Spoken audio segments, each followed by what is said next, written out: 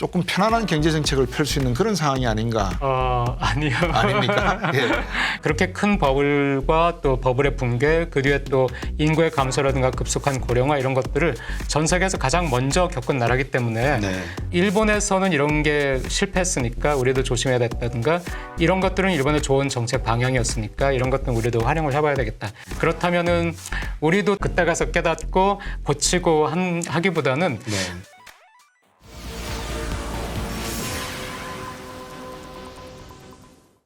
네, 안녕하십니까. 연합뉴스 경제TV의 곽수정의 경제프리즘 곽수정입니다. 지금 세계 중앙은행들은 국채 문제와 함께 금리 문제와 연동되는 환율 그리고 소비자 물가, 가계부채, 정부부채 문제 등 여러 가지 경제 난제들을 풀기 위해서 노력들을 하고 있습니다.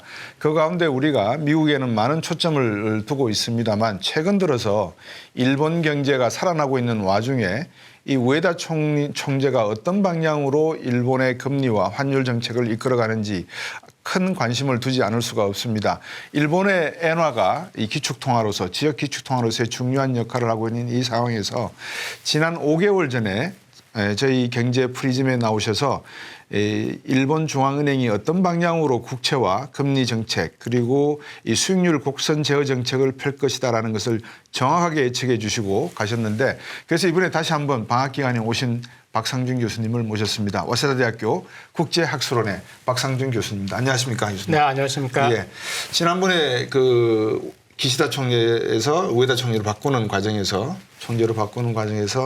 일본 중앙은행이 아마 이 국채 문제에 상당히 민감하게 반응할 것이다. 긴축 모드로 더 가게 될 것이고 이제 그렇게 되면 환율에 어느 정도 변동성이 가져올 수밖에 없고 과연 외국에 있는 많은 국가나 기업들 또 일본에 있는 기업들이 이 일본 국채를 매입을 할 것이냐의 문제 그 문제에 대해서도 예측을 해 주셨습니다. 지금 그 예측해 주신 방향대로 어느 정도 돌아가고 있고 이번에도 보니까 7개월 만인가요? 일본의 그 장기금리를 1% 수준으로 올리면서 수익률 곡선 폭을 조금 높여놓은 것 같습니다. 다른 말로 하면 이제 긴축으로 가겠다 이 뜻인데 교수님 보시기에 어떻습니까? 한 5개월 전에 나오셔가지고 말씀 주신 내용과 비슷하게 가고 있거든요, 지금.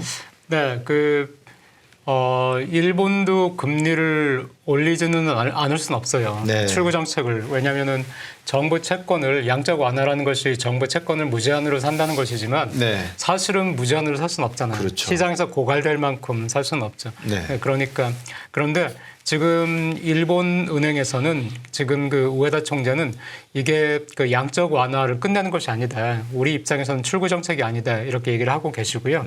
그러니까 양적 완화를 계속 유지하는데 지금 현 상태에서는 계속해서 그 일본의 채권 10년물 그 국채 채권 금리가 상한선인 0.5%에서 자꾸 튀어 오르려고 하니까 그러니까 그것을 어느 정도 용인한다. 그렇게 하는 것이지 그 지금의 양적 완화를 여전히 유지하기 위한 하나의 방편이지 이것이 출구는 아니다라고 얘기는 하고 있지만은 하지만은 지금 계속해서 0에서 그 밴드의 상한폭을 그 0.25에서 0.5로 올렸었고요. 그렇죠. 말씀하신 것처럼 작년에 그리고 지금 이제 1%까지 올렸고 실제로 그렇게 된 다음에 일본 국채가 현재 그 0.5% 이상에서 한 0.6이나 그렇게도 움직이고 있고 하니까 그러니까 금리가 조금씩 올라가는 것은 그것은 일본으로서도 어쩔 수 없는 일인데 일본은 지금 현재가 좋아요, 사실은. 지금 현재. 지금 현재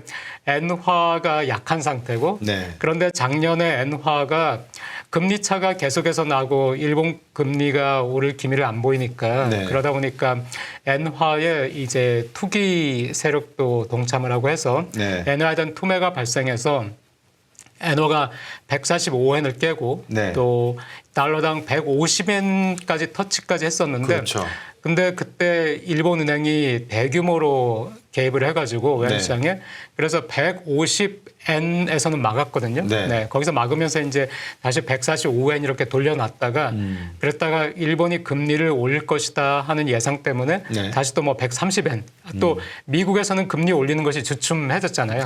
그러니까 이제 금리 차가 줄어든다라는 생각 때문에 130엔 정도까지도 갔었는데 그 뒤에 다시 일본에서는 금리를 더 올릴 것 같지 않고 또 미국에서는 뭐 금리를 내릴 것 같지 않고 하다 보니까 140엔 이렇게 가긴 했는데 하지만은 지금 현재는 150엔에서 일본 은행이 성공적으로 막았던 경험이 있기 때문에 그 일본의 도쿄의 외환시장에서는 심리적인 그 마지노선이 150엔으로 돼 있거든요. 그러니까 150엔은 깨지지 않을 것이다. 150엔은 일본 정부가 막으려 할 것이고 또 이것은 미국에서도 미국 연준에서나 아니면 미국 정부에서도 일본과는 지금 상당히 협조적이다. 그래서 일본 은행이나 일본 정부가 의도하는 방향대로 정책을 실시하는 것에 무리는 없다. 그래서 자 그렇다면은 150엔이 깨지지만 않는다면은 근데 만약에 다른 어떤 여건 때문에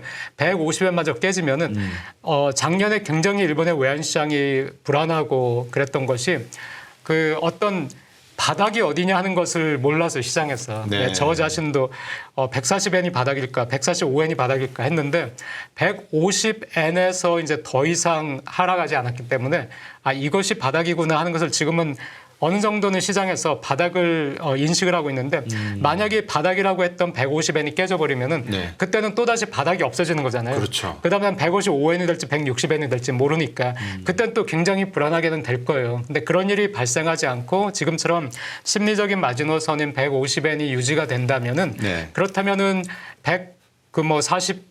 최근에 140엔에서 145엔 정도 사이 움직이고 있는데 이 정도의 엔화 약세는 일본 기업도 싫어하지 않고 또 일본 경제 전체를 봐도 나쁘진 않거든요. 그 상태에서 지금 금리도 만약에 1% 상한을 두었는데 그 1% 상한까지 올라가지 않고 0.5와 1% 사이에서 움직여준다면은 그렇다면은 여전히 기업들에게 굉장히 낮은 금리로 자금을 공급을 할 수가 있는 상황이니까요. 이런 상태인데 처음 말씀하신 것처럼 일본 기업들의 실적이 굉장히 좋고 이번 상반기 실적도 좋은데 또 시장에서 좋을 것이다 예측을 했지만은 시장에서 예측한 것보다 절반 이상의 기업들이 더 실적이 좋았거든요. 그러니까 엔화가 굉장히 싸니까 일본은 해외 시장이 굉장히 중요한 나라에서 해외에서 1달러를 버는 것이 과거는 120엔, 110엔 이 정도만 돼서 일본에 들어왔는데 이제는 기업의 실적에서 1달러의 수익을 내면은 그것이 140엔, 150엔으로 잡히니까 일본의 그 수익은 굉장히 좋고요. 그러니까 수익이 좋으니까 일본 정부도 경단련도 지금 임금을 올려야 된다. 물가가 오르고 있으니까 임금을 올려가지고 실질 임금은 지금 사실 하락하고 있으니까 임금을 올리자 하는데 이걸 기업들도 협조적으로 나가잖아요. 근데 임금을 올리자, 명목 임금을 올리자 하고 기업도 그렇게 하자, 올리자 같이 한다는 것은 정부 입장에서는 또 정권 입장에서는 굉장히 좋은 거거든요. 국민들한테 보여주기가 우리 경제가 좋습니다. 그리고 우리는 당신들의 임금을 올리기 위해서 굉장히 노력하고 있습니다. 그러니까 이 분위기가 좋으니까 이 정도 분위기는 유지를 하려고 해요. 또 지금 주식시장도 나쁘지 않고요. 상당히 좋은 편이고 하니까. 그러니까 이걸 유지하려고 하니까 지금 우에다 총재가 하는 말씀이 맞죠. 우리는 지금 현재를 유지하려고 한다. 그런데 유지가 될 것인가 하는 것이 지금 현재로서는 유지되고 있습니다. 그런데 다른 어떤 외부 요인이 발생해가지고 또다시 환율 150엔이 우열을 받는다든가 아니면은 일본에서는 물가 상승률도 그렇게 높진 않으니까 이것도 큰 걱정은 아닌데 만약에 물가 상승률이 예상외로 3% 이상으로 4%, 5% 올라간다든가 하는 것이 발생한다면은 그때는 좀 더 빠르게 금리를 지금보다 지금 그 페이스보다 좀 더 빠르게 올려야 될 수도 있죠. 그 말씀을 주신 것을 제가 듣고 있다가 SBB 은행 사태가 생각이 났어요. 왜냐하면 아시겠지만 미국 국채의 이 금리가 올라가면서 가격이 떨어지는 바람에 SBB가 가지고 있던 미국 국채 가격이 이 급락하면서 자산 가치가 엄청난 소멸됐지 않습니까? 이제 그러다 보니까 일본 중앙은행에서 양적 완화 정책을 펼치면서 금리를 떨어뜨리고 이런 방법을 쓰다가 이제 금리를 올리게 되면 결국은 가격이 떨어져 버리게 되니까 일본 중앙이 가지고 있는 그 국채 자산 아마 제가 볼 때는 상당 부분을 중앙은행이 매입을 했던 걸로 알고 있습니다. 일부 또 기업도 매입을 하고 은행도 매입했을 건데 미국 SBB 같은 사태는 일어나지 않겠지만 왜냐하면 중앙은행이 워낙 단단하니까 그래도 조금 우려되는 부분 중에 한 부분이 이 금리가 1%까지 수익률 곡선 제어선을 올렸다 그러면 자칫 급하게 올라가면 이런 엔화 표시 자산에 대한 가치 하락으로 일부 금융기관의 자산 상각이 좀 심하게 일어날 가능성은 있지 않을까 하는 그런 질문을 한번 드려보고 싶네요. 네, 굉장히 좋은 지적이신데요. 그러니까 지금 일본 경제가 지금 현재 제가 좋다고 이제 일본에 보기에 좋다고 말씀을 드렸는데 네. 하지만 표면적인 거고 사실은 굉장히 불안하죠. 그렇죠. 그만큼 불안하니까 금리도 불안하고 또 엔화 환율도 굉장히 불안하게 움직이잖아요. 네. 네, 얼마 되지 않는 사이에 130엔, 150엔에서 130엔, 다시 130엔에서 뭐 145엔 이렇게 네. 계속해서 움직이고 있으니까 굉장히 불안한데 지금 말씀하신 그거는 근심이죠. 그러니까 말씀하신 것처럼 일본은 지금 국채의 정부채의 50% 이상을 이미 일본은행이 사 가지고 와서 그렇죠. 그걸 가지고 있으니까 사실은 일본의 금융기관들은 오히려 과거에 많이 가지고 있을 때보다는 지금은 일본 국채를 적게 가지고 있어요. 네. 그러니까 일본의 개별 금융기관 같은 경우에는 국채 가격이 하락한다 하더라도 그 국채를 아주 많이 가지고 있는 것은 아니기 때문에 네. 미국에서 같은 그런 사태는 그러니까 국채를 굉장히 많이 보유하고 있는 것은 아니라서 자기 포트폴리오에서 네. 그건 발생하지 않겠지만은 하지만 말씀하신 대로 중앙은행은 이미 일본 정부채 굉장히 거대한 규모의 정부채의 50%나 중앙은행이 가지고 있으니까 중앙은행의 재무제표에서는 밸런스시트에서는 네. 그게 손실이 잡히죠. 그렇죠. 근데 말씀하신 것처럼 이건 또 중앙은행이란 말이에요. 그렇죠. 중앙은행은 이익을 내는 기관이 아니라 중앙은행의 손실은 결국에는 화폐 가치의 하락일 뿐이죠. 네. 그러니까 발권력이 있는 유일한 기관이니까. 그런데 우리가 경제학 교과서에서 배울 때 그리고 과거 역사를 보면은 중앙은행이 그런 식으로 손실을 입어가지고 중앙은행의 통화 가치가 하락을 하게 되면은 네. 그러면은 뭐 심한 인플레이션이 발생한다든가 네. 아니면 외환시장에서 국내에서는 인플레이션을 통해서 엔화의 가치가 하락을 해야 되고 네. 외환시장에서는 환율의 절하를 통해서 네. 엔화의 가치가 하락을 하게 되는데 이게 또 발생할 수도 있죠. 왜냐하면은 이 일본 은행이 국채를 대규모로 매입한 다음에 이 국채에서 굉장한 손해를 보는 이 현상이 지금까지 한 번도 발생하지 않았기 때문에 네. 이런 현상이 발생했을 때 이게 일본 은행에 어떻게 작용할 것인지 시장의 심리에 어떤 영향을 줄 것인지는 우리가 모르고 있거든요. 네. 그런데 하지만은 과거의 역사들은 그런 경우에 그 통화에 대한 신뢰가 없어져 가지고 국내 경제도 혼란이 오고 외환시장에도 큰 혼란이 오고 했기 때문에 네. 일본에서도 그게 있을 수 있다고 주장하는 분들도 계세요. 네. 그러니까 그렇기 때문에 지금 굉장히 일본이 위험한 상태고 출구 정책을 굉장히 유연하게 잘 해야 된다라고 말씀하시는데 네. 그런 위험은 높다고는 할 수 없지만은 있습니다. 그리고 항상 금융에서 중요한 것은 확률적으로 높지 않은 위험이라 하더라도 네. 굉장히 큰 그렇죠. 샥을 줄 수 있는 위험이 있으면은 네. 그러면은 굉장히 조심을 해야 되죠. 그렇죠.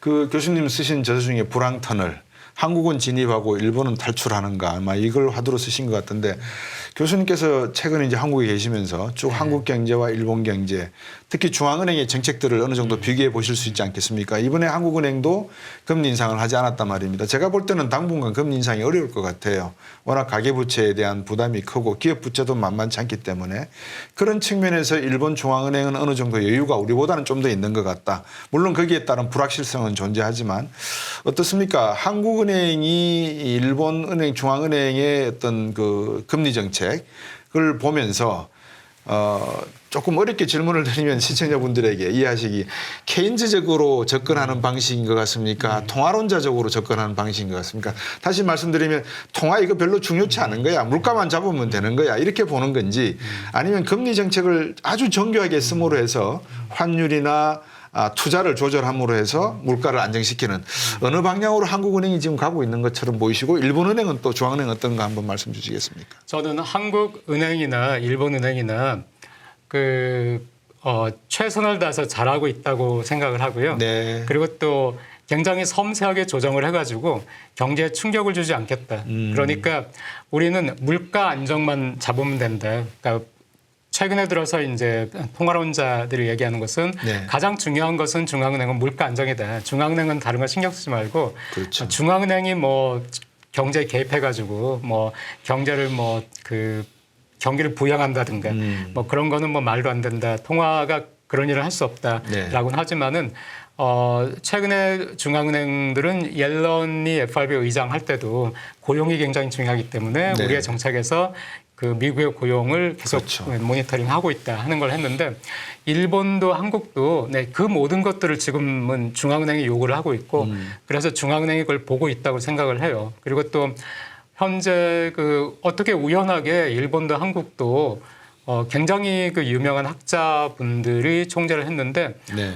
상당히 그 시장에서 신뢰가 있다고 생각을 해요. 네. 두 분 다. 네. 그러니까 정책을 취할 때 굉장히 이게 뭐야 뭐 이게 뭐 미스테이크라든가 이거 잘못됐잖아 해서 뭐 정책이 후퇴하고 왔다 갔다 네. 하고 이런 일은 없고 굉장히 신중하게 가고 있기 때문에 중앙은행은 현재로서는 뭐 최선을 다하고 있다고 생각을 하고요. 네. 그리고 박사님께서 말씀하실 때 그 일본이 좀 더 여유가 있지 않겠나 하셨는데 저는 그렇게 보진 않고요. 예. 네, 한국은 가계부채라든가 이런 문제 때문에 중앙은행, 한국 중앙은행이 어렵다는 것이 어려운데도 굉장히 신중하게 잘하고 있다고 판단하는 것이 가계부채가 너무 많으니까 네, 물가를 잡기 위해서 말씀하신 대로 금리를 올리자니 가계부채를 가진 사람들이 너무 또 큰 부담을 지게 되고요. 네. 또 금리를 내리자니 다시 또 사람들이 빚을 내가지고 집을 산다든가 이런 일이 발생하면은 또 이것도 문제니까 굉장히 그게 어려운 가계부채 그리고 부동산에 대한 아직도 가지고 있는 그 마음들 이런 것들이 중앙은행 어렵게 하는데 일본에서는 그거는 없죠. 네. 그 일본도 뭐 부동산이 들썩들썩하고 아무래도 그 정책에 영향을 받긴 하지만은 그래도 비교적 다른 나라에 비해서는 안정적이고 부동산이요. 네. 그리고 또 일본 같은 경우는 가계부채 문제는 뭐 거의 오히려 가계가 너무 소비를 안 해서 문제지. 그렇죠. 네. 그래서 가계부채 문제는 없으니까 하지만 일본 같은 경우에는 말씀드린 것처럼 정부 부채가 굉장히 그 중앙은행을 힘들게 하기 때문에 네. 네. 이번에 지금 조금 여담이지만은 그 우에다 총재가 학자 출신이잖아요. 네. 근데 한국과 달리 일본은 학자 출신이 어떤 정책의 탑으로 직접 가는 경우는 거의 없어요. 네. 네, 일본은 항상 그렇다더라고요. 그 정책가들 중에서 그렇죠. 누군가가 하죠. 부총재로 가신 분들은 계세요. 네, 일본은행에 부총재 가신 분은 계시고, 네. 그리고 일본은행의 총재라는 자리는 뭐 학자 출신이라 하더라도 부총재라든가 그걸 겪은 다음에 가게 되는데 우에다 총재는 물론 계속해서 중앙은행에 자문을 하신 분이시지만은 연관이 있었지만은 네. 중앙은행에서 직을 맡았던 분은 아니거든요. 네. 그런 분이 가게 됐는데 그 이유가 부총재를 역임했다든가 과거 중앙은행에서 중요한 포지션을 가졌던 분들에게 네. 먼저 기시다 총리 그 정부가 컨택을 했는데 그분들을 다 고사를 했다는 거거든요. 일본에서 알려진 바들은. 네.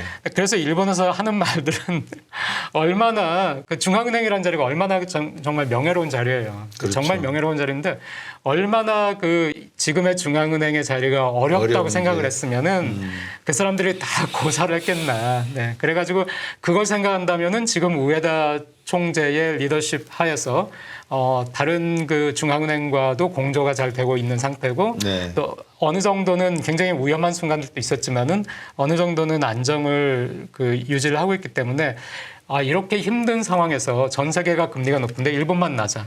이런 또 일본에서 금리를 높이자니 말씀하신 것처럼 뭐 국가 그 정부채를 중앙은행이 굉장히 많이 가지고 있는데 거기서 오는 그 손실 네. 이런 거라든가 굉장히 많은 문제가 있는 상황 속에서 중앙은행 자체는 최선을 다해서 그 잘하고 있다고는 생각합니다. 네.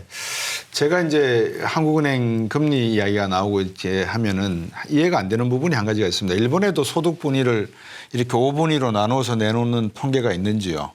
우리나라처럼 우리도 상위 20%를 5분위, 그다음 4분위 이런 식으로 이제 20%씩 잘라서 소득 분위를 만들어내고 있거든요. 그럼 저희들이 이제 가계부채 이야기를 하고 할 때 가계 자산의 70% 이상이 부동산으로 되어 있고 또 상위 5분위, 4분위가 충분히 이 원리금 상환에 부담이 없는 자산 구조를 가지고 있기 때문에 크게 경제 위기 금리가 올라간다 하더라도 어느 수준까지 경제 위기가 나올 가능성은 작다. 자산을 다 팔아도 남으니까 돈이 이런 표현을 쓰거든요. 그렇다 그러면 금리를 올릴 때 3분위, 2분위, 1분위 소득 계층분들은 뭐 대출하기가 상당히 어려우실 것 같습니다. 신용 등급이 낮아서.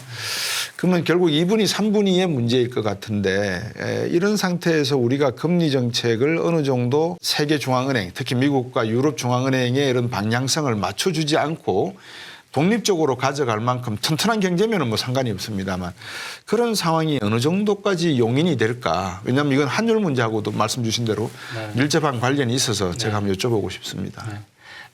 일본에서는 일단은 뭐 가계 부채 문제가 그렇게 일본에서도 그 소득 격차라든가 이런 것들에 대해서는 뭐 1분, 2분이라든가 탑 10%라든가 뭐 밑에 있는 10%라든가 그런 것은 얘기하고 있지만은 가계 부채에 관해서 그렇게 소득 수준을 나눠가지고 어느 가계가 많이 가지고 있는가 이런 것들은 일본에서도 보지는 못했어요. 그러니까 가계부채 자체가 큰 문제는 아니니까요. 그렇죠. 한국에서 이제 그런 그 소득층에 따라서 가계부채를 아무래도 소득 수준이 높은 분들이 많이 가지고 있다. 그런 상황 속에서 그렇다면은 박사님 말씀하시는 것은 소득 수준이 충분히 많은 사람들, 크게 문제가 없는 사람들이 가계부채를 많이 가지고 있기 때문에 그 사람들 부동산을 사기 위해서 그렇기 때문에 미국이나 다른 나라처럼 금리를 충분히라기보다는 지금보다 올려도 상관이 없지 않을까. 그렇게 따진다면은 그 저소득층에서 금리를 올려가지고 저소득층이 어렵게 되는 것은 저소득층에 대한 또 다른 배려, 금리 우대 정책이라든가 그런 걸 통해서 그 사람들한테는 큰 타격이 없도록 할 수 있는 정책 방향이라는 게 있을 수 있겠네요. 그렇게 따진다면은 지금의 한국은행의 방향은 지금 박사님께서 말씀하신 거는 보다 적극적으로 금리 정책이라 해서 한국은행이 좀 더 그 운용의 폭을 크게 하는 것인데 그것보다는 지금 한국은행의 정책은 그렇게 따진다면 굉장히 보수적으로 혹시라도 있을 어떤 불안정한 요인에 대해서 굉장히 걱정하는 그런 보수적 정책을 하고 있다고 볼 수 있겠는데 이 한국의 가계부채 문제와 가계부채가 얼마나 심각하고 이게 터졌을 때 얼마나 큰 그 파급 효과가 있을지 거기에 대해서는 제가 사실 제가 그렇게 여쭤본 것 중에 하나가 이제 일본 그러면 이제 국가부채고 결국 중앙은행이 채권을 거의 뭐 50% 이상 들고 있으니까 우리나라로 치면 이제 가계부채고 한쪽은 가계부채, 한쪽은 국가부채인데 어느 것이 금리를 급하게가 아니죠. 어느 정도 올렸을 때 경제적으로 타격을 좀 더 상대적으로 많이 받겠느냐를 놓고 보면 일본 같은 경우에는 그래도 지역 기축통화 역할을 하고 있으니까 중앙은행이 어느 정도 자산에 상각을 한다 하더라도 영향이 덜하겠지만 우리나라 같은 경우는 가계대출에 바로 그냥 타격이 들어가 버리니까 이게 경기 전반에 어떤 트리거 역할을 할 수도 있다라는 측면에서 보면 가계부채가 조금 더 위험할 수도 있다라는 그런 측면에서 중앙은행이 한국은행이 아마 보수적으로 조심스럽게 가져간다 이렇게 봐도 되겠군요. 한국에 대해서는 뭐 저보다 훨씬 더 잘 아시니까 한국에 대해서는 제가 감히 근데 일본에 대해서는 저는 방송에 나올 때 하도 지난 4, 5년간은 방송 대부분의 한국 방송이 일본이 이제 망했다고 얘기를 하잖아요. 사실 일본 경제에 안 좋은 점들도 많이 있고 한국이 일본과 거의 대등한 수준의 그 경제 소득 수준을 가지게 됐고 너무나 저는 99년부터 일본에서 교수 생활을 했으니까 뭐 지난 25년 동안의 정말 그 제 경험이라는 것이 얼마나 눈부시게 한국이 발전했는가 하는 걸 보거든요. 그래서 그거는 맞지만은 하지만은 경제학자로서 또 일본에 있는 사람으로서 일본이 망해간다든가 망했다고 생각 안 하거든요. 그런데 이제 너무 저한테 주시는 질문도 그렇고 어떤 방송의 방향이라든가 그런 쪽이 많아가지고 새로 방송에서 섭외가 들어오면은 제 첫 마디가 늘 그거였어요. 그러니까 저는 지금의 한국 미디어가 얘기하는 것만큼 일본 경제를 나쁘게 그렇게까지 나쁘게 보지 않는 사람인데 방송의 편집 방향하고 보도 방향하고 맞으시냐고 그런 이야기를 먼저 해야 될 정도로 거기에 비한다면은 일본의 정부부채 문제에 대해서 좀 더 낙관적으로 박사님 보셔가지고 조금 의외랄까? 왜냐 그러면 저도 이제 과거에 경제연구소에 근무를 할 때 그 기업 문화라는 것도 존재를 하고 또 객관적으로 자료를 들여다봐도 지금 현재도 그렇습니다.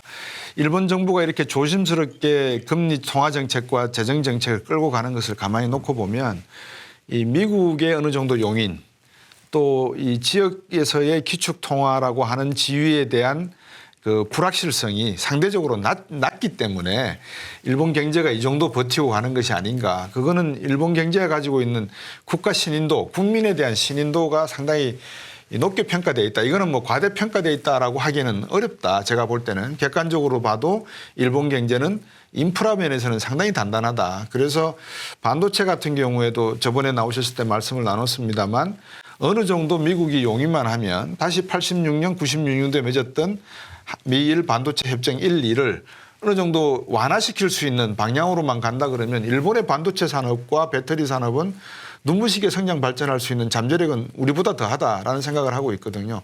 그런 측면에서 일본 중앙은행이 금리 정책을 이렇게 1%까지 올렸다고는 하지만 세계에서 가장 낮은 중앙은행 기준금리를 가지고 있는 상황이라고 하면 앞으로 일본 기업들이 한국과 중국 기업들의 4차 산업이라고 하는 이들 기업들의 기술력을 뛰어넘을 수 있을 만한 투자 자금을 확보하고 있다. 저는 이렇게 보고 있는 시각입니다. 그런 측면에서 우리나라는 긴장을 해야 된다. 이 측면에 지금 가계부채가 중요한 게 아니라 기업과 일본의 수출 산업 정책이 어떻게 바뀌고 있고 이것을 미국이 어떻게 용인하고 있는지를 제대로 봐야지만 우리 경제에 대한 흐름을 잡을 수가 있다. 많은 분들이 뭐 금리 이야기하는데 금리 비교가 아니고 국가의 어떤 그 신뢰도 문제 여기에 더 중요한 방점이 있지 않나 싶어서 제가 여쭤봤거든요. 네, 굉장히 되게 중요한 말씀을 네. 사실은 굉장히 저도 한국 사회에서 한국 방송에서 하고 싶은 많은 분들이 묻지 않아가지고 제가 얘기를 꺼내도 얘기가 잘 진행이 안 되는 예. 중요한 말씀하셨는데요. 말씀하신 것 중에 중간 부분에 제가 동의하지 못하는 부분도 있긴 해요. 네. 그러니까 저보다도 오히려 일본을 좋게 보시는 것 같아가지고. 아, 그렇습니까? 예, 근데 일본의 일단 엔화라는 것이 네. 이제 엔화가 안전자산이라든가 하는 제가 엔화가 안전자산이라는 말을 할 때도 저는 네. 그 말에 대해서 동의하지는 않았거든요. 네. 그러니까 일본의 거시경제라든가 통화라든가 환율이라든가 금리라든가 뭐 정보부채라든가 이런 문제들은 굉장히 저는 위험하다고 생각은 네. 해요. 네, 위험하고 위험하기 때문에 굉장히 조심해가지고 다뤄야 되고 그래서 항상 저도 이제 불안한 마음으로 그렇군요. 보고는 있고요. 네. 하지만은 말씀하실 때 반도체라든가 일본 기업이라든가 저는 일본이란 나라를 쭉 보니까 일본이 여전히 선진국이고 여전히 망한다 하면서도 일본 사람들이 한국보다 사실은 뭐 노인 빈곤율이라든가 자살률이라든가 그런 것도 훨씬 낮고요. 네. 뭐 빈부격차도 오히려 한국보다 좀 낮고 네. 사회 지표를 본다면은 굉장히 한국보다 또 사회 지표는 좋은 면이 있거든요. 근데 그런 것들이 일본의 사회 지표를 보면은 기업의 실적하고 굉장히 연관이 돼 있어요. 네. 그래서 지금 현재도 제가 일본이 통화도 불안하고 국가 부채도 불안하고 여러 가지 불안한 면이 있다고 말씀드렸는데 불안한 면이 있는데도 불구하고 지금 일본의 상황을 본다면은 그렇게 전반적으로 사람들의 삶은 예를 들어서 임금을만 올리자고 그렇게 하고 있고 고용도 굉장히 좋거든요. 근데 임금도 올리자고 하고 있고 고용이 좋다는 것이 기업이 괜찮다는 건데 네. 많은 기업이 망했지만은 하지만은 그 과정에서 기업들이 망한 기업들은 망했지만은 망하지 않은 기업들은 살아남기 위해서 계속해서 노력을 한 것이잖아요. 근데 말씀하신 것처럼 지금 많은 분야에서 사실은 일본이 기업 측면에서는 굉장히 강해요. 한국이 생각하는 것보다. 네. 그러니까 예를 들어서 도요타 같은 경우에 전기차가 되게 약하거든요. 네. 전기차에서는 굉장히 존재감이 미미해요. 그러니까 계속 한국에서 이 보도가 있으니까 많은 분들이 도요타 이제 망해가는구나. 도요타 이제 끝장났나 보다 네. 생각을 하지만은 사실은 도요타가 지난 3년간 전 세계에서 자동차를 가장 많이 파는 회사거든요. 그렇죠. 그리고 또 도요타가 지난 2년간은 3조 엔에 가까운 영업이익을 냈는데 이 3조 원에 가까운 영업이익을 2년 연속 내는 것도 1년 낸 것도 이것은 도요타 역사에서 최초였고요. 네. 그리고 또 올해는 더구나 1분기에 영업이익이 1조 엔을 넘었는데 이거는 1년 동안에 3조 엔이 된 것도 그 자기 역사에서 처음이었는데 네. 올해는 1분기에 그 1조 엔을 1조 냈으니까 네. 그런데 아까도 말씀드렸지만 엔화의 환율에도 영향을 많이 받거든요. 1달러를 벌어준 그렇죠. 것이 지금은 크게 그 되니까 하지만 네. 어쨌든 포인트는 이렇게 돈을 계속 많이 번 거대한 기업이란 말이에요. 근데 이 기업이 결코 기술력이라든가 약한 기업이 아니죠. 그러면은 전기차 부문에서도 이제 우리가 늦었다는 인식을 하게 되면 엄청난 투자를 하거든요. 돈은 현대자동차보다도 훨씬 더 많은 돈을 쌓아두고 있어요. 네. 그리고 인력이라든가 전 세계적인, 예를 들어 현대자동차는 전 세계 7개 나라에서 생산하지만 도요타는 20몇 개 나라에서 생산을 하거든요. 네. 그러니까 이렇게 거대하고 전 세계에 걸쳐서 생산시설과 공급망을 가지고 있는 회사가 이제는 전기차라든가 자율주행차에 적극적으로 투자를 하겠다. 거기다 도요타는 지금 스마트 시티라든가 우주에서 달리는 달 탐사선이라든가 네. 이쪽으로도 막 나가고 있으니까 그러니까 말씀하신 것처럼 우리가 와 일본 망했다 하는 것이 아니라 그 긴장감이란 말씀하셨는데 네. 그 긴장감이 저는 굉장히 중요하다고 생각하고 90년대를 돌아보면서 일본 기업들이 가장 후회하는 것이 우리가 긴장감이 없었다는 것이거든요. 네. 근데 지금 한국 기업들은 긴장감을 가지고 있었으면 하고 바라고 긴장감이 있겠다 생각을 하지만은 한국은 전반적으로 긴장감을 잃어버린 거가 아닌가 싶어요. 네. 그 말씀을 그래서 듣고 제가 반갑습니다. 예. 이 교수님께서 말씀해 주신 것 중에 하나가 이제 과거 정부 당시에 일본에 대한 어떤 그 역사적인 평가 부분에 있어서 정치적 이데올로기적인 판단이 이념적인 판단이 들어가다 보니까 일본의 어떤 그 객관적인 평가라기보다도 약간 이성적인 판단을 이런 평가가 어느 정도 개입이 되다 보니까 일본이 마치 다 따라잡힌 듯이 이야기하고 평가된 부분이 있지만 이제 저는 일본을 좋게 본다기보다도 일본에 대한 그 장점 이거는 우리가 제대로 판단을 하고 있어야 된다. 그리고 이 장점이 세월이 지남에 따라서 묻혀지거나 사라진 게 아니라 그 사람들의 DNA 속에 여전히 배겨 있기 때문에 그게 어떤 발화점을 제대로만 찾아서 폭발한다 그러면 또 다른 그 성장 가능성을 내재하고 있기 때문에 과연 그 가능성이 있겠느냐를 점검하기 위한 거거든요. 그게 이제 우에다 총리가 지금 긴축으로 가는 모드가 제대로 된 과거의 95년도, 94년도 금리를 갑자기 인상하면서 발생했던 문제점들 다 경험해 봤기 때문에 아마 그런 방향으로 일본이 조심스럽게 움직이는 거 아니겠느냐. 이제 그렇다 그러면 문제는 우리 경제는 상당히 심각해지는 거죠. 잃어버린 30년의 발화점이 되었던 일본 금리의 급격한 상승보다는 0.25에서 0.5, 0.5에서 1% 이런 식으로 긴축으로 짜고 들어가는 것이 그것도 미국의 용인하에 들어간다는 것이 그것도 미 재무부 장관과 연준과의 협의가 분명히 있었을 거라고 추측할 수 있는 것들이 우리 경제에는 상당히 산업에는 경제라기보다도 우리 산업에는 상당히 좀 경계해야 될 신호가 아닌가라는 모습으로 저는 지금 해석이 되거든요.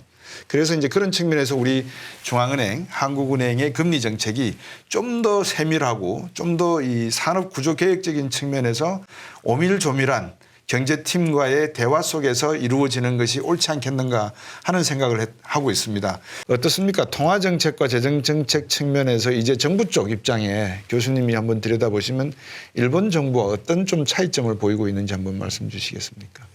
그 어느 정부나 마찬가지로 생각하고요. 또 정부라고 하더라도 이제 추경에 관한 그런 것들은 일본 같으면 재무성이고 한국 네. 같으면 이제 기재부인데 네. 네, 비슷한 그 성향이라고는 생각을 해요. 네. 그런데 일본에서는 그 국가 채무가 정부 부채가 너무 많아져 가지고 네. 이게 굉장히 여러 가지로 골치가 아프잖아요. 이게 그렇죠. 뭐 금리 또 그 환율 모든 거에 엮여 있으니까요. 네. 그래서 일단 한국에서 국가 부채를 너무 높이는 거를 용인할 수 없다 하는 경계감은 맞다고 생각을 해요. 네. 그런데 일본의 경험에서 저거는 있습니다. 그러니까 고이즈미 총리가 계속해서 법을 붕괴되고 나서 일본의 국가 부채가 네. GDP의 100%를 넘어서고 100% 넘어서고 나서부터 IMF라든가 OECD 보고서에서도 위험하다.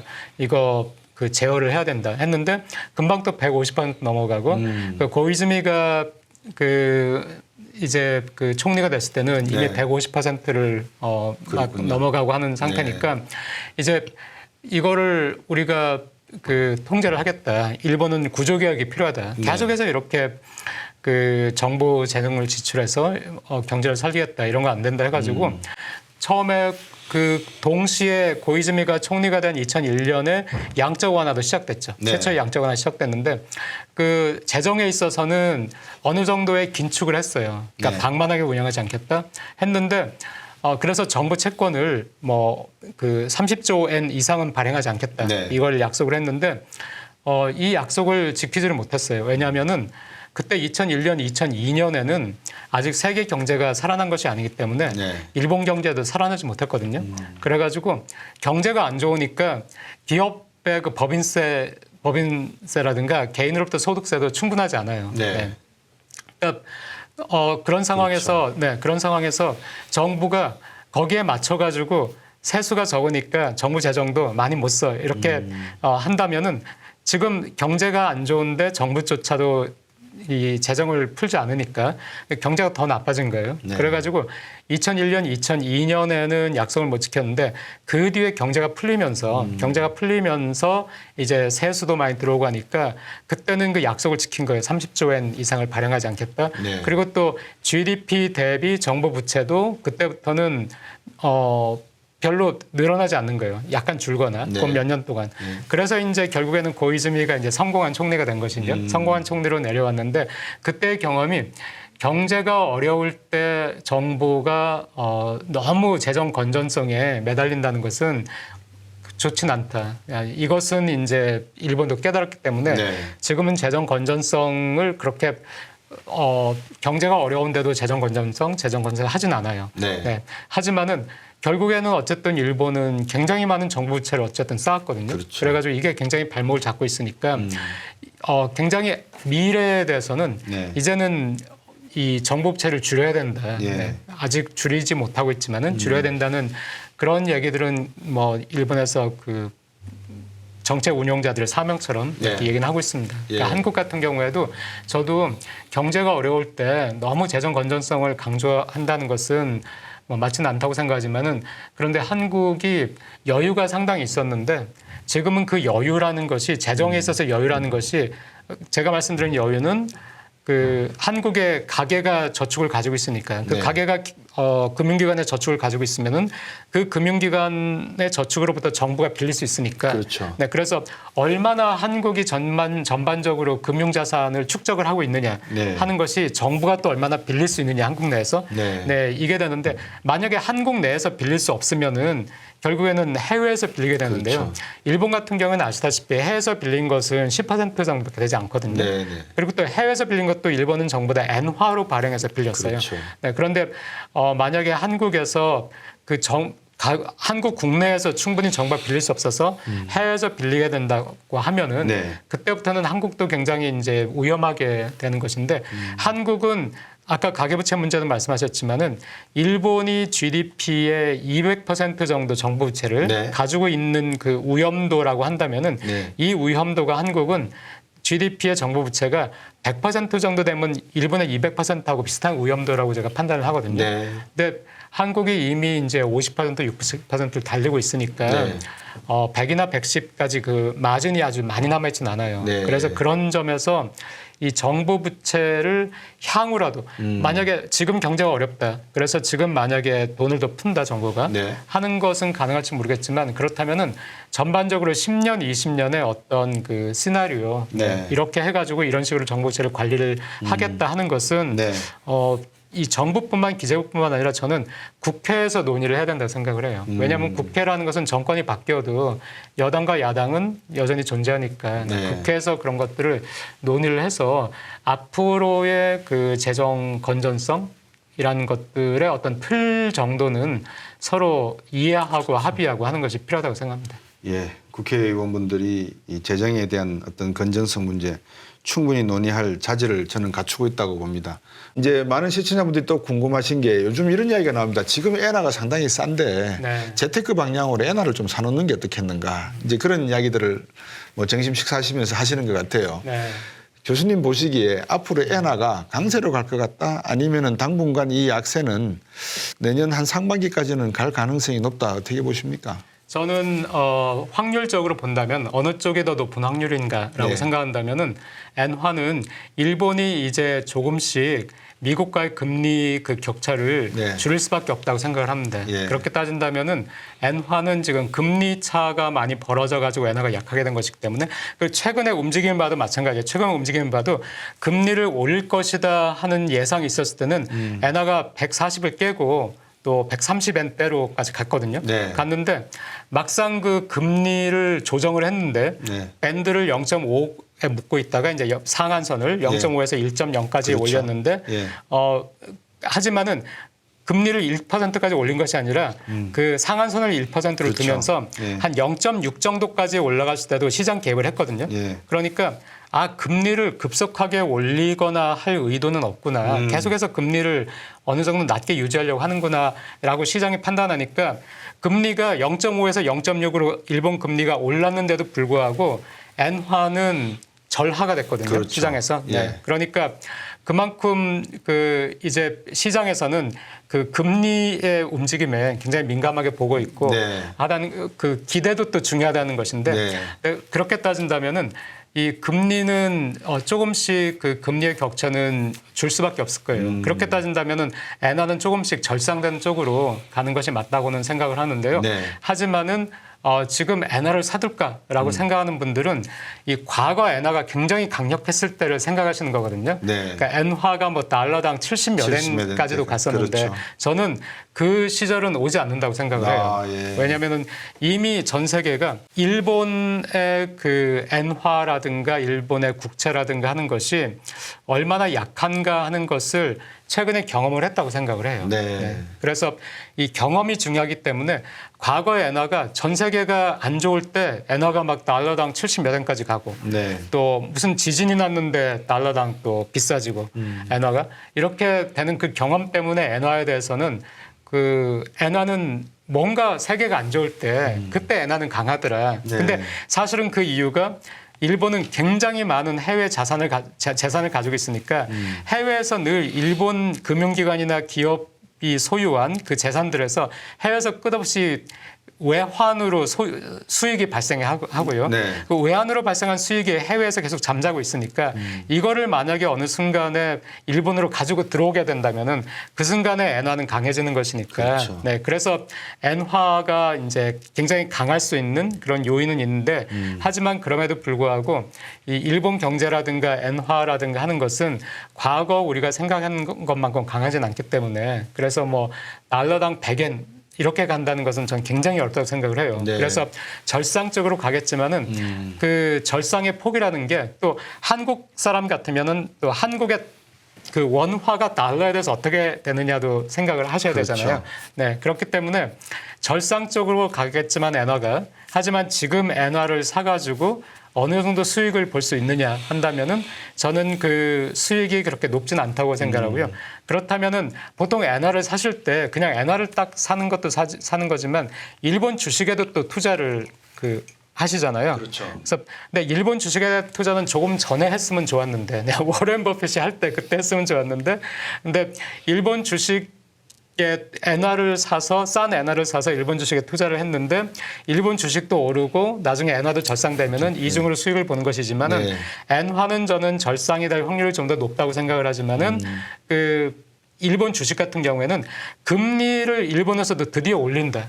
생각한다면은 주식시장은 우리가 이번에도 그 코로나 때 주식이 굉장히 좋았다가 주식이 꺼지기 시작한 것이 인플레이션 발생하면서 전 세계가 그렇죠. 금리를 올리니까 주식이 꺼졌거든요. 네. 그러니까 일본에서는 아직 금리가 굉장히 낮은 상태인데 일본에서도 만약에 금리를 올린다면은 네. 일본의 주식시장도 그 아무래도 예전만 못할 테니까 그 주식에서 돈을 벌고 환율에서 돈을 번다 이중으로 번다 하는 시나리오는 굉장히 어려워질 거라고 생각을 해요. 네. 네. 그래서 투자를 하시는 거는 포트폴리오 분산 차원에서 뭐 괜찮다고 생각하는데 네. 그리고 또 일본 기업들 자체는 튼튼한 기업들이 아까도 말씀드렸지만 굉장히 많고 네. 지금 미국이 한미일이라든가 타이완 포함해서 뭐 치포라든가 네. 같이 공조하기를 원하기 때문에 그런 환경도 일본 기업에는 유리하고요. 네. 네, 이런 것은 맞지만은 아마 그 엔화에 투자한다든가 엔화에 투자한 다음에 일본 주식에 투자하면은 앞으로의 환경 속에서는 수익률이 그렇게 높아 보이진 않습니다. 네.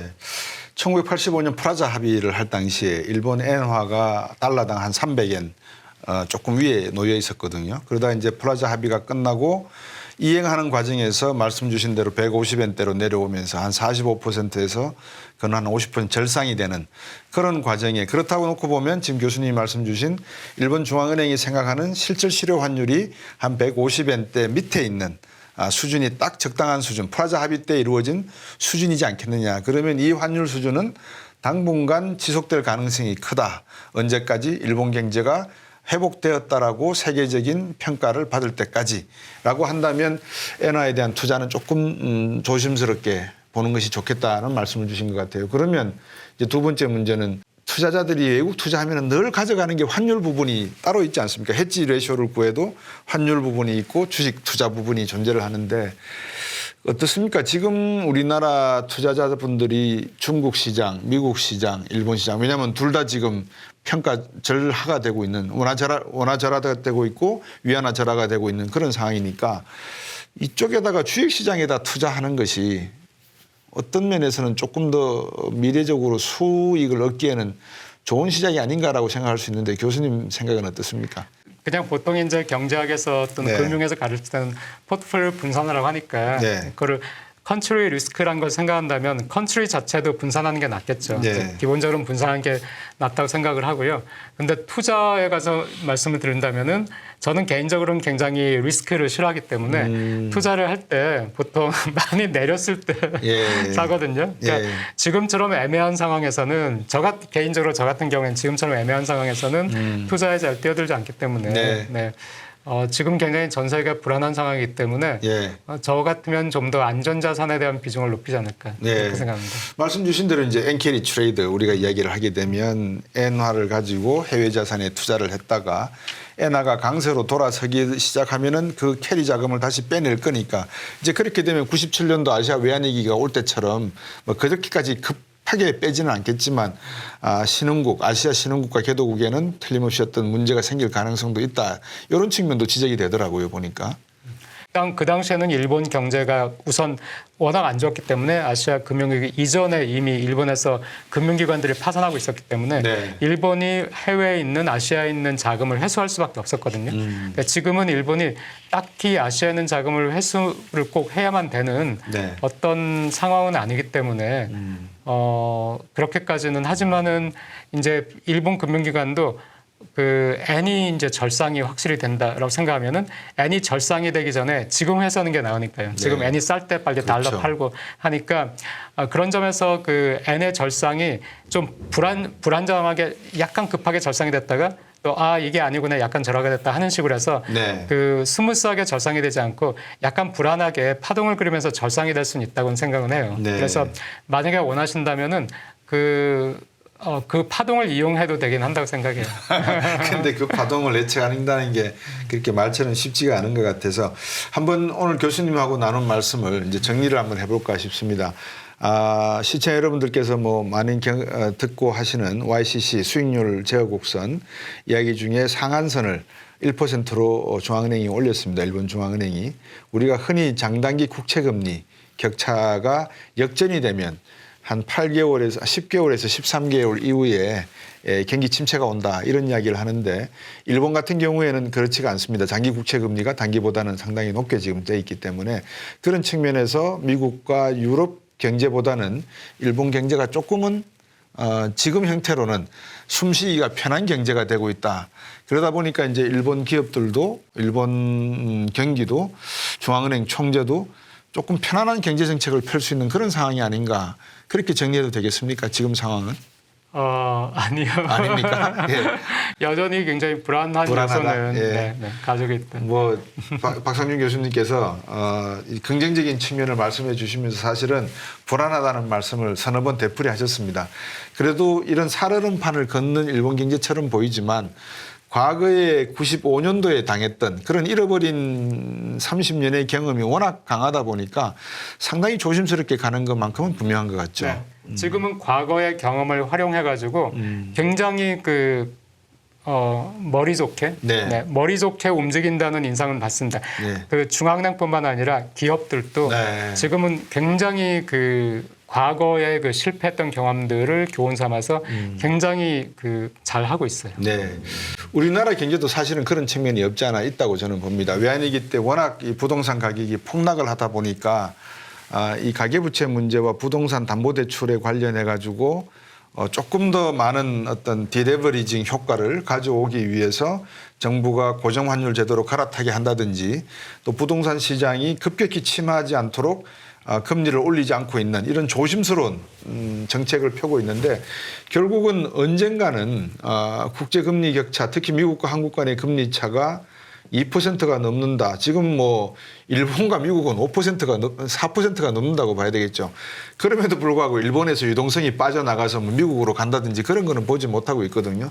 그래서 너무 우리가 민감하게 2%의 금리 차를 포인트 금리 차를 한국은행에서 걱정할 필요는 없다. 저는 이렇게 보고 있거든요. 네, 교수님 네. 생각은 어떠세요? 네, 저는 그 말씀에 동의합니다. 네, 알겠습니다. 교수님께서 우리 시청자분들을 위해서 일본 경제의 지금 상황 잘 정리를 해주셨고 한번 전반적으로 하시고 싶은 주신 말씀 있으시면 일본의 경제가 어떤 식으로 변하고 있고 또 일본 중앙은행 정책과 재무부의 정책이 어떤 방향으로 가고 있기 때문에 우리나라 정부와 중앙은행도 일본 정책을 한번 잘 들여다보고 이런 방향으로 갔으면 좋겠다 하는 말씀을 한번 결론 삼아 주시죠. 네, 저는 그 경제라는 것이 시시각각으로 변하는 거잖아요. 우리가 주식시장을 봐도 시시각각으로 변하니까. 네. 그러니까 항상 정보를 업데이트하는 게 중요하다고 생각을 하고요. 우리가 일본을 볼 때도 일본의 최신 그 정보, 일본이 어떻게 움직이고 있는가 하는 것을 아는 것이 중요하기 때문에 너무 그냥 과거에 들었던 거, 과거에 쌓아놨던 거 이걸 가지고 그냥 이게 일본이다 이렇게 선입견을 가지고 대하지 않으셨으면 좋겠고 일본 경제가 문제가 많아요. 문제가 많지만은 아까 말씀하신 것처럼 하지만은 또 굉장히 강한 면들이 있거든요. 근데 그 강한 일본 경제의 강한 면이라든가 일본 기업이 어떻게 해가지고 지금 저렇게 실적을 잘 내고 있는가 하는 것들은 우리한테는 굉장히 우리가 알면 좋은 거잖아요. 그렇죠. 우리가 알면 우리가 활용할 수 있으니까 그런 거라든가 아니면 반대로 또 일본이 그 지금 굉장히 그 잃어버린 20년이다, 뭐 잃어버린 30년 하는데 그 중간에 그 어쩔 수 없이 처음으로 버블의 붕괴라 그렇게 큰 버블과 또 버블의 붕괴 그 뒤에 또 인구의 감소라든가 급속한 고령화 이런 것들을 전 세계에서 가장 먼저 겪은 나라이기 때문에 네. 일본으로서도 어쩔 수 없었던 면이 있었던 것 같아요. 그러니까 실패를 할 수밖에 없었던 네. 정책이. 근데 지금 우리는 이제 같은 길을 저는 걷고 있다고 생각해요. 이미 그 일본과 같은 저성장 기조에 들어갔다고 저는 생각을 하는데 그렇다면은 우리도 똑같이 일본처럼 많은 것을 겪은 다음에 이런 것이 좋았구나, 나빴구나, 그때 가서 깨닫고 고치고 하기보다는 일본에서는 이런 게 실패했으니까 우리도 조심해야 됐다든가 이런 것들은 일본의 좋은 정책 방향이었으니까 이런 것들은 우리도 활용을 해봐야 되겠다. 이런 것들은 저희가 할 수가 있다고 생각해요. 예를 들어서 2005년에 있었던 연금개혁 같은 경우에도 네. 일본은 그때 했는데 우리도 못할 이유가 없는 거잖아요. 그렇죠. 네. 그러니까 그런 것들은 참고를 해가지고 네. 추진을 할 수 있다고 생각합니다. 일본 같은 경우에 그 정부 의원 내각 제도니까 이 정부의 정책이 물론 뭐 민심을 제대로 봐야 되겠죠. 그렇지만 좀 포퓰리즘으로 가는 그런 방향은 제가 볼 때는 아닌 것 같아요. 우리하고는 좀 다른 방향인 것 같아요. 어떻게 보십니까, 교수님은? 그 한 가지 일본에서도 뭐 실패한 것도 성공한 거 있겠지만 좋았던 것들에서 지금 제가 말씀드린 연금개혁이라든가 네. 연금개혁도 포퓰리즘이라는 것이 이제 연금을 일본 같은 경우는 많이 줬으니까 우리는 지금 현재도 많이 주진 못하지만 일본은 과거에 많이 줬으니까 많이 준 것을 깎으면서 대신에 그 돈은 좀 더 낼 수밖에 없다. 안 그러면 우리 고갈된다 하는 거잖아요. 네. 근데 그 이전에 일본에서 연금 때문에 일본에서 이 정부 부채의 가장 큰 요인으로 들고 있는 것이 연금 등등의 그렇죠. 복지인데 네. 네, 그런데 거기서 실패했던 것은 포퓰리즘인데 자 그렇다면 2005년에 연금 개혁이 어떻게 성공했느냐 하는 것은 말씀하신 것처럼 그때는 전문가들에게 맡겼어요. 국회에서 우선은 전문가들에게 맡기고 지금은 갈 때까지 갔으니까 이 전문가의 의견을 최대한 존중을 한 거죠. 네. 네, 그렇게 한 다음에 그런데 그때는 이미 계속해서 논의가 있다가 이제 고이즈맥에 드디어 결단을 내려가지고 전문가들에게 맡기고 그것을 나중에 여와 야가 의회가 승인을 했기 때문에 근데 그때는 이미 국민들도 많은 것을 연금에 대해서 알게 됐기 때문에 네. 우리가 뭐 어떻게 할 수가 없고 더 낼 수밖에 없구나 하는 것들을 이제 국민들도 납득을 한 거죠. 네. 신체 여러분, 오늘 박상준 교수님을 모시고 일본 경제에 대해서 다시 한번 점검을 해봤습니다. 박상준 교수님이 5개월 전에 오셔서 주셨던 말씀과 같은 방향으로 일본 경제가 지금까지는 중앙은행의 정책이라든지 재무부 정책이 펼쳐지고 있는 것 같습니다. 하지만 전반적인 내용은 안정권에 들었다라고 보시지는 않은 것 같고 아직까지도 불확실성 또 살얼음판을 겪는 경제라고 매우 조심스럽게 겸허하게 일본 경제를 운영한다는 말씀을 주셨습니다. 대한민국 경제도 일본을 따라가는 것이 여러 가지 측면에서 나오고 있습니다. 하지만 우리의 출산율은 0.76, 일본은 1.2를 넘어서고 있습니다. 벌써 일본은 이런 여러 가지 측면들을 먼저 경험하고 극복하고 있는 과정에 있지 않나. 우리가 일본 경제를 이제는 한번 제대로 점검해서 반면교사로 삼아야 될 부분이 있으면 우리 경제에 도움이 되는 방향으로 가져갔으면 하는 생각이 중앙은행 또 기재부 측면에서 오늘 박상준 교수님과 말씀 나눠봤습니다. 교수님 다음 기회에 오시면 국민연금개혁 2005년 됐던 거 한번 말씀을 나눴으면 합니다. 왜냐하면 대한민국이 국민연금 개혁하지 않으면 제가 볼 때는 출산율이고 뭐 결혼율이고 뭐든지 간에 저는 상당히 어려움을 겪을 수밖에 없다. 누가 손을 대도 한 번은 손을 대야 될 것 같다라는 생각이 들거든요. 그래서 다음에 한번 국민연금개혁 2005년도 일본을 가지고 말씀 한번 주시면 감사하겠습니다. 네, 네, 고맙습니다. 네, 감사합니다. 고맙습니다.